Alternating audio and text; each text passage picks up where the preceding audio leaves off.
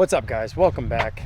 Today I'm working in my laser shop here at my house and also multitasking, working on some metal work for the Polo in my father's shop. So what I'm working on today in the laser shop kind of correlates to what's going on with the Polo. So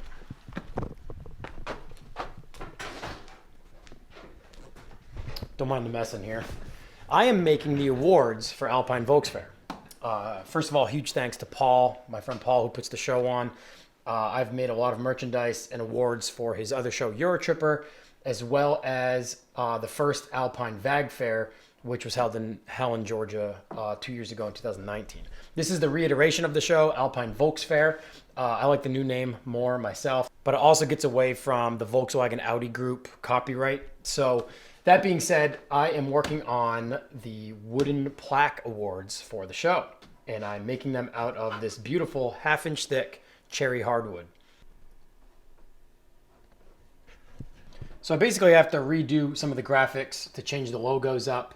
We're not doing a top 20 this year. He's doing a top 10 this year, and the Best in Show award as well. So I'm going to try to multitask today. And when I'm working here in the laser shop, that's exactly what I try to do if I've got stuff going on in my dad's shop out back. A few of you guys have asked on Instagram, but I rent the house I grew up in from my parents. Mortgage size rent. I don't live with my parents. I'm 36 years old. But I basically curate and rent out the house I grew up in. And in the backyard is my father's shop, which when I was a kid was the garage that he built alone by hand to run his automotive business out of. Now in his semi-retirement years, that's basically his hobby shop and the shop that I've always worked out of on my own projects. So that's why in a lot of the YouTube and Instagram videos and stuff, you see him around all the time because he works in his shop in my backyard basically. My senior year of high school in 2003, my parents bought 5 acres of land literally 100 yards up the street here and built a nice ranch house with 2-bay garage, and that was basically just for parking their cars in. So his hobby shop and his fab shop is still here in the garage behind my house. So that's the explanation for why you always see my dad and I moving things around when I'm saying at my house. So I rent this 3-bedroom, 2-level house out by myself. Over the years, I've had roommates in here. Some of my good friends have moved in and out of here to supplement my rent for the place, but also to give friends a place to stay and whatnot. But now, for the last 6 years now, 5 or 6 years now, I've rented the whole house out on my own. I've utilized all the space. The master bedroom is now my recording studio and podcast studio. The basement here is my laser shop where I do most of my daily work out of. The 3rd bedroom upstairs is basically storage now. So that's the explanation there. I'm kind of under the gun here, so I'm gonna do my best to take the time to kind of show you some of the process of making these awards as well as what I'm doing in the shop out back. But to be fair, it's already noon. I did a bunch of logistic work and stuff today, emailing. I sent some jobs out. If any of you guys follow Tommy F, I just made a whole bunch of leather key rings for him. I do a lot of the leather goods for some of his car giveaways and stuff. So huge thanks to Tommy for continuing to come back. Stoked to do more with him in the future. But that being said, I'm gonna set some stuff up and show you guys what's going on. Yeah, so one of the work VSX9s is working with a 5-gallon pail to straighten out this piece of MDF that I had laying around, because this is the piece that I'm ultimately going to use for the trunk setup in the Polo, and it had a little bit of a bow to it. So rather than go buy a brand new piece with the cost of building materials right now, which is insane, the last few days I've had this thing sitting on this piece of MDF to straighten it out. So that's also something else I'm going to be working on today, is getting my management laid out for the trunk setup as well.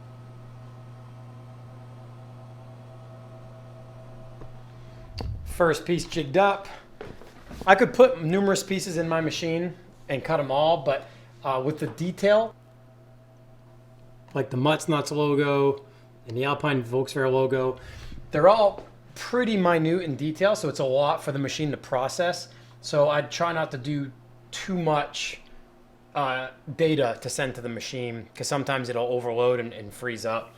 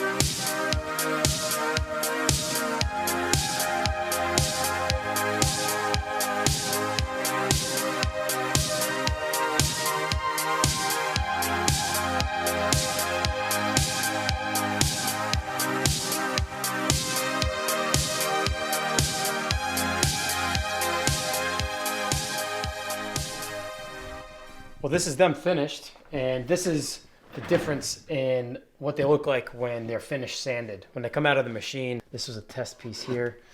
You can see that they're covered in a burn residue, and it's just hazy, and it's the definition in the engraving isn't that legible. And then sanded, you've got much more distinction in the engraving. And the wood is just cleaned up as well.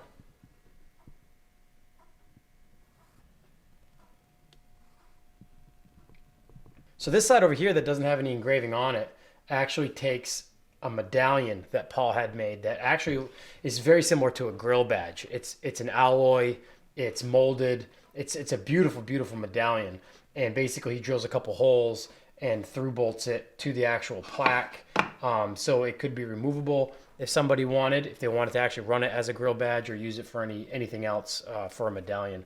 But that's why the blank side is on the left side of all the engraving. And it really looks quite awesome being a multi-medium plaque where you've got the wood that's laser cut, so you've got the definition on the edge. A saw cut would leave the color of the wood the same as the surface, but since it's laser cut and burned, the edges are charred, so you've got this heavy contrast between the surface of the wood and the burn cut. The actual engraving is obviously burned, but then you'll have like an alloy piece too that's also mounted to it. And since it's 1/2 inch thick, it'll stand up on its own as well. So gonna get these packaged up and get them right out to Paul.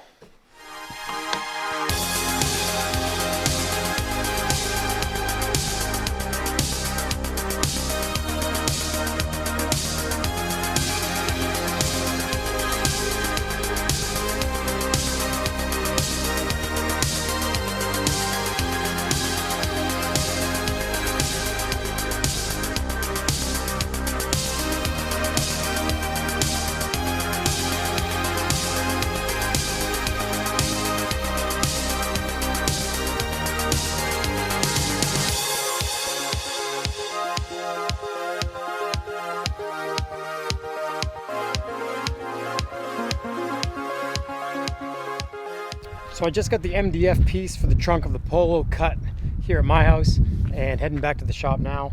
Decided to take the Q45 out for a spin.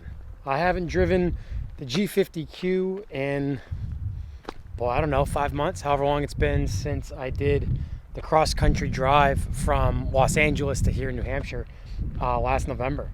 If you guys go back a handful of videos, I did a series, like a YouTube series of videos in different episodes of driving this car 3,200 miles or so clear across America with my good friends Alex Bermudez and his girlfriend Marlene. Alex was one of my team managers when I was riding BMX professionally for a company called The Take, and they were out of upstate New York, but Alex lived in Los Angeles, so I spent a lot of my winters with Alex when I would basically be riding full time, didn't have a day job, and I would spend my winter months out in Southern California. So all that time, years ago, 15 years ago, his mother had this G50 Q45. And I'll go into depth about this car and the whole story in some other later episodes because you'll see more of this car on the channel coming soon. But sooner than later, it's going to be my daily driver. I've had a couple of these cars before, and I really, really miss having one. So I'm really looking forward to daily driving it. And I think the newest or latest plan for this car is to not go air, but I am going to go coilovers. I'm going to go static, pretty low, wheels, exhaust, and then just tidy it up and just drive it. And that's about it. But I'm out in it today, and it's getting me motivated to daily drive the thing. It's going to be a great car. California car. It's rust-free. The thing's solid. And his mother loved the car to death. They put a new VH45 V8 motor in it. She repainted the car. She had all the leather upholstery redone in the car. The seats, the door cards, everything. It was a plush drive home all the way across America. So look back on the videos. You'll see all the videos of us driving this thing cross country, but not just bringing it home. Alex and I both brought our bikes, and we rode skate parks the whole way back home to New Hampshire. So it was really cool to get back on a bike. I was back on my bike a lot last year anyway, and anyone who's been following me on Instagram or following along on the YouTube, you guys already know that last year I was back on my bike real hard, pretty aggressively. But Alex got back on his bike. So it was just like it was 06 to 08 all over again. Traveling the country, riding bikes together, but this time as washed up old timers.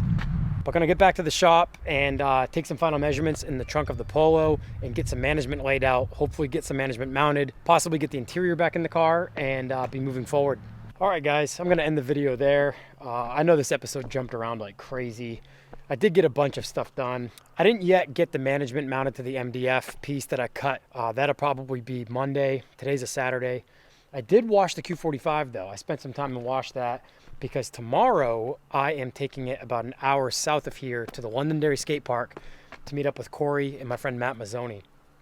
And we were basically the session heads all last year. It seems like every weekend we met up with Matt and rode somewhere in the Northeast. We haven't had a session yet, 2021, so tomorrow should be good. Probably make an episode out of tomorrow's session, hopefully. Maybe do some BMX stuff. Excited to cruise the Q45 down there. Excited to get into this car once the Polo's done. And once that giveaway process starts, I'll probably put some attention into this thing and daily it more. But I did get the awards done for Alpine Volks Fair. Huge thanks to Paul Barney for not only everything that he does, but for coming to me for the awards. Super excited about that. Got those out this morning and excited to see you guys down there. But thanks again for watching, guys. I'll see you in the next episode.